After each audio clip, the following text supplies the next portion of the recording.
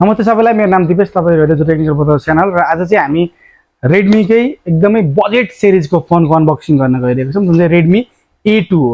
Redmi को यो A2 चाहिँ Redmi A1 को सक्सेसर भन्न सक्छौं। र Redmi A1 चाहिँ खासै सक्सेस भएको फोन चाहिँ होइन नेपाल मार्केटमा, किनभने Redmi A1 मा चाहिँ हामीले ड्रब्याक धेरै पाएका थियौं। जस्तो एउटा चाहिँ भनेको यसको प्रोसेसर, जुन Redmi A1 मा चाहिँ हामीले MediaTek Helio A22 भन्ने प्रोसेसर पाएको थियो, जुन चाहिँ पुरानो प्रोसेसर रहेको थियो। र त्यसले गर्दा तपाईको Redmi A1 को प्राइस पनि हाई थियो, जुन चाहिँ 12,000 र 12,500 को यस्तो रेन्जमा प्राइस खोलेको थियो। त्यसले गर्दाखेरि चाहिँ Redmi A1 चाहिँ खासै सक्सेस चाहिँ भएन नेपाल मार्केटमा। Redmi A2 आयो, जुन चाहिँ मैले यसको प्राइस चाहिँ अहिले भन्दिनँ, तर जुन यो प्राइसमा आएको छ यो चाहिँ एकदमै बजेटमा चाहिँ भ्याल्यु फर मनी यसलाई हामीले भन्न सक्छौं। अब कुरा गरौँ यो फोनको अनबक्स गरेर, हैन।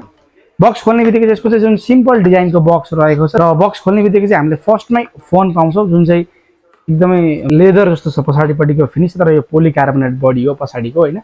र पहिले यसलाई फोनलाई साइडमा राख्छौं, यसको एक्सेसरी तर्फ लाग्छौं।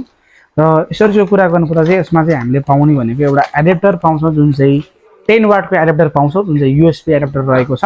र अर्को भनेको normal charger USB to micro charger रहेको छ। र अरु पाउनुको डकुमेन्टेसनहरु पाउँछौं हामीले यसमा। र यसको सिम पिन चाहिँ यहाँनिर लुकाएर राखिदिएको छ, सिम इजेक्टर टुल चाहिँ, हैन। र सबै कुरालाई साइडमा राखेर अब चाहिँ हामी फोनतर्फ लाग्छौं।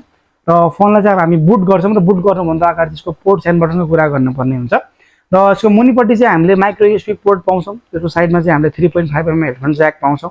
अर्को साइडपट्टि चाहिँ हामीले प्राइमरी माइक्रोफोन, र राइट साइडपट्टि चाहिँ हामीले पावर बटन, त्यसको माथिपट्टि volume up and down button, र लेफ्ट साइडपट्टि चाहिँ हामीले एउटा सिम ट्रे मात्र पाउँछौं। यसमा पनि हेरौँ हामीले सिम ट्रे के रहेको छ भनेर चाहिँ, हैन। यसमा चाहिँ हामीले डेडिकेटेड SD कार्डको स्लट पनि पाउँछौं, ट्रिपल स्लट रहेको छ, जुन कुरा चाहिँ बजेट रेन्जको लागि चाहिँ एकदमै इम्पोर्टेन्ट कुरा हो, राखिदिएको छ, एकदम खुसी लाग्यो। र अब चाहिँ हामी यो फोनको चाहिँ डिजाइन एन्ड बिल्ड क्वालिटीको कुरा गर्ने छौं। र डिजाइन एन्ड बिल्ड क्वालिटीको कुरा गर्नुपर्दा चाहिँ यो फोनको पछाडिपट्टिको डिजाइन चाहिँ यसको एकदमै पोलिकार्बोनेट डिजाइन रहेको छ। र Redmi A1 र यो A2 चाहिँ नर्मल्ली झट्टै हेर्दा तपाईहरुले छुट्याउन सक्नुहुन्न, किनभने साइज पनि सेम नै छ, डिजाइन पनि सेम नै छ, क्यामेराको प्लेसमेन्ट पनि सेम नै छ, यो तपाईको फ्ल्याशको प्लेसमेन्ट पनि सेम नै छ, इभन कभरहरु तपाईको Redmi A1 कै लाग्छ। यसमा design wise no change, Redmi ले सेम डिजाइन नै राखिदिएको छ। तर यसमा हामीले चेन्जेसहरु चाहिँ पाउने छौं, त्यो चाहिँ म तपाईहरुलाई पछि भन्छु। र यसको चाहिँ अब प्राइस एन्ड भेरिएन्टको कुरा गरौँ। र प्राइसको कुरा गर्नुपर्दा यसमा चाहिँ हामीले 10,500 मा चाहिँ यो 2GB RAM 32GB भेरिएन्ट पाउँछौं, जुन चाहिँ यो एउटै भेरिएन्ट आउँछ नेपाल मार्केटमा, 2GB RAM 32GB भेरिएन्ट। र अब यो फोनको चाहिँ हामी डिस्प्लेको कुरा गर्ने छौं। डिस्प्लेको कुरा गर्नुपर्दा यसमा चाहिँ हामीले 6.59 इन्चको बिग डिस्प्ले नै पाउँछौं, HD+ को रेजोल्युसन पाउँछौं। र यसमा तपाईको कुनै पनि डिस्प्लेको हर्ज चाहिँ छैन, नर्मल्ली 60 हर्ज को डिस्प्ले रहेको छ यसमा चाहिँ, हैन।